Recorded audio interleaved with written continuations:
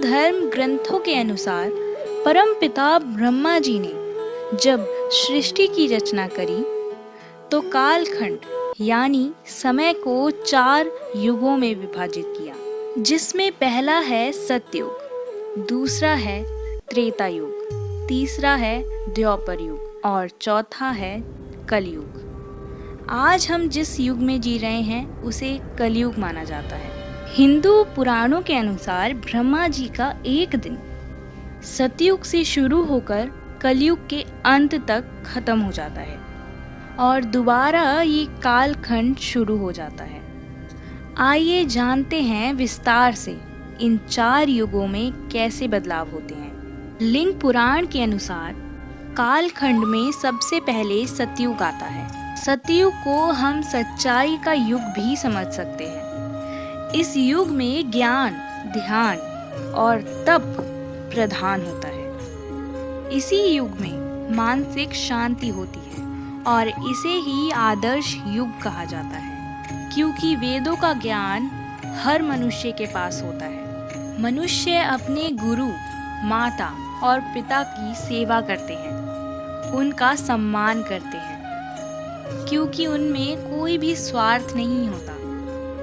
इस युग में लोग लालच, लोभ नहीं किया करते, एक दूसरे से प्रेम भाव रखते हैं, अपनी इंद्रियों के वश आकर किसी का बुरा या पाप नहीं किया करते और मनुष्य अपने कर्मों को धर्म और नीति के अनुसार ही किया करते हैं। इस युग के किसी भी मनुष्य को कोई बीमारी नहीं होती, क्योंकि वह ज्ञान की सहायता से अपने मन और इंद्रियों को काबू में रखता है। पुराणों की माने तो सतयुग की काल अवधि 17,28,000 वर्ष बताई जाती है। इस युग में मनुष्य की लंबाई 32 फुट होती है और इनकी आयु 10,000 वर्ष से लेकर 1,00,000 साल तक होती है। इस युग में कोई एक दूसरे से झूठ, लड़ाई या द्वेष जैसे भाव नहीं रखता।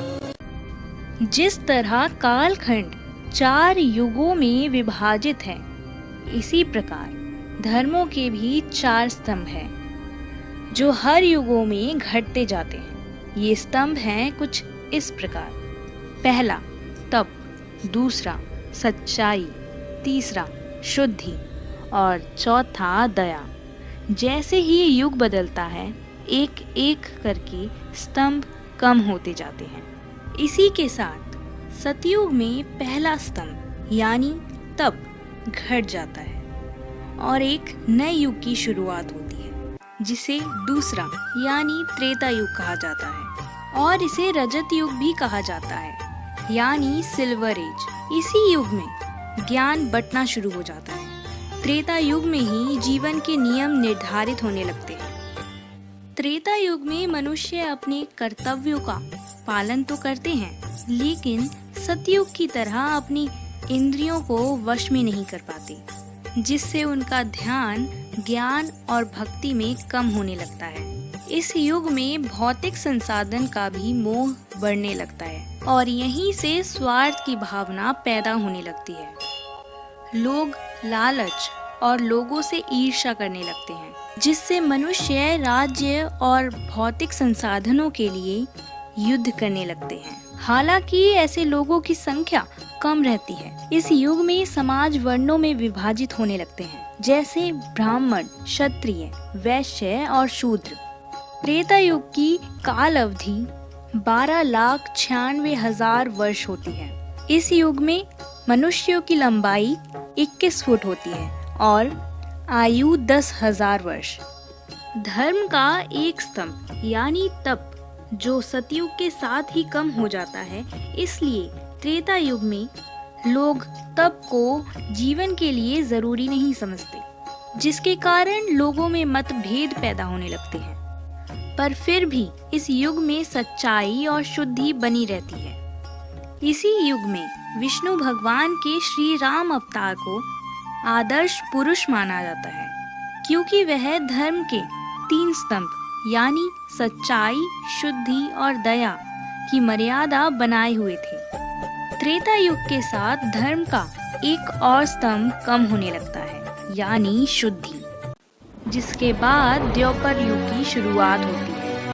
लिंग पुराण के अनुसार मनुष्य अपने कर्तव्यों से दूर होने लगता है और उसमें स्वार्थ बढ़ने लगता है। भौतिक संसाधनों को पाने के लिए अधर्म करने लगता है और धर्म के मार्ग को त्याग देता है।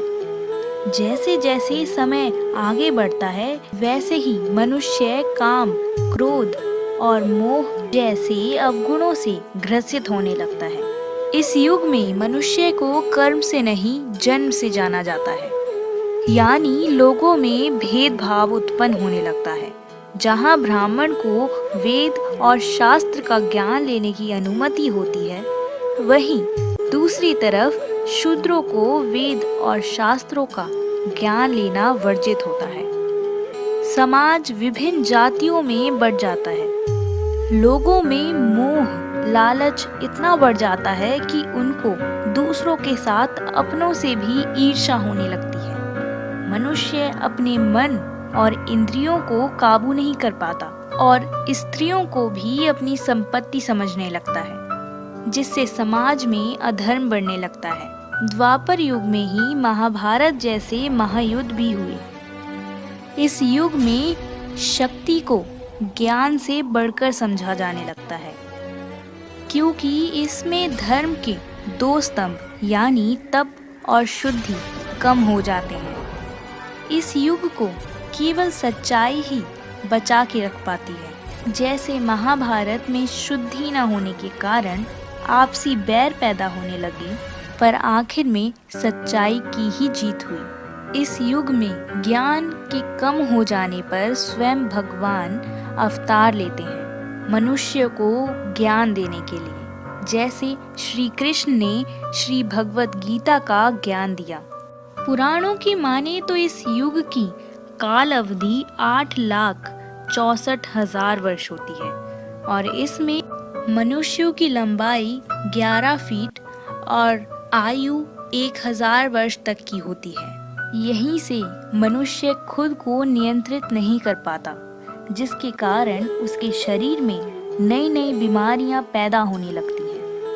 लोग सुख सुविधा के लिए लड़ने लगते हैं, जिसके बाद सच्चाई का भी अंत होने लगता है और शुरू होता है इस कालखंड का सबसे भयानक युग, जिसमें ना तो तप रहता है, ना शुद्धि और ना ही कोई सच्चाई रहता है, तो सिर्फ एक स्तंभ, केवल दया। कलयुग के मनुष्यों में काम, कलेश, शरीर रोग और द्वंद्व बढ़ने लगता है। वेद, शास्त्र, ज्ञान और धर्म का पूरी तरह से त्याग हो जाता है।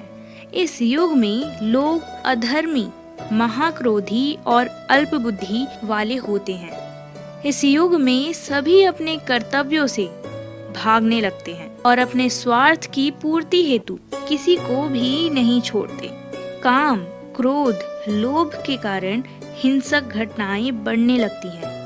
संतान अपने माता पिता को भी अकेला छोड़ देता है। जैसे जैसे युग बदलता है, मनुष्य प्रकृति से दूर होने लगता है और भोग विलास में लीन हो जाता है, जिसके कारण मनुष्य का शरीर कई रोगों से घिर जाता है और आलस जैसे गुण बढ़ने लगते हैं। कलयुग में मनुष्य अपने सुख सुविधा को लेकर भूतकाल और भविष्य काल की सोचने लगता है, जिसके कारण वह क्रोध और चिंता में रहता है, जिसके साथ मनुष्य की आयु और लंबाई कम होने लगती है, यानी लंबाई 6 से 7 फीट और आयु 80 से 90 साल रह जाती है। कलयुग की काल अवधि 4,32,000 वर्ष बताई जाती है। वैसे तो कलयुग को श्रापित युग भी बताया जाता है, लेकिन फिर भी इस युग में सिर्फ एक दिन किया हुआ धर्म का काम सतयुग के 10 वर्ष, त्रेता में 1 वर्ष और द्वापर में 1 माह के बराबर होता है। और इस कलयुग में हरि का सिर्फ नाम मात्र लेने से मनुष्यों को मुक्ति मिल जाती है। समय के साथ कलयुग में और भी भयंकर घटनाएं होने लगती हैं, जिसके कारण मनुष्यों में इंसानियत भी खत्म हो जाती है, जिसके बाद विनाश होता है और फिर एक बार एक नए काल चक्र की शुरुआत होती है, जिसमें फिर से एक नए सतयुग की शुरुआत होती है। आपको ये युगों की कथा कैसी लगी कमेंट में लिखकर ज़रूर बताना और चैनल को सब्सक्राइब और वीडियो को लाइक करना ना भूलें। जय श्री कृष्णा।